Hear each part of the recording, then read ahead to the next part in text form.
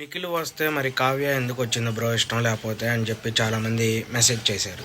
దానికి 2 రీజన్లు ఉన్నాయి. ఒకటి, నిఖిల్ వస్తున్నాడని వాళ్ళు చెప్పుంటారు మేనేజ్మెంట్ వాళ్ళు, అందుకని వచ్చి ఉండిద్ది.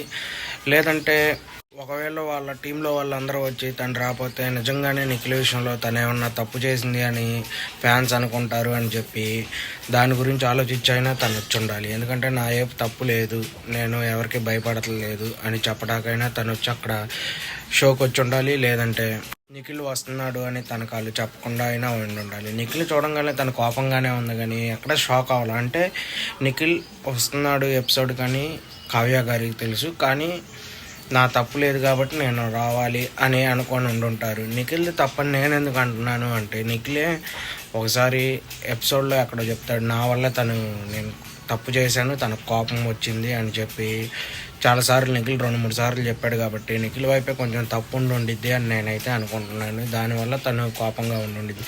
ఒకవేళ ఫుల్ ఎపిసోడ్లో ఏమన్నా వీళ్ళిద్దరూ మాట్లాడుకునే ఛాన్సెస్ ఉన్నాయేమో చూడాలి. మీరేమనుకుంటున్నారో కామెంట్లో మెసేజ్ చేయండి.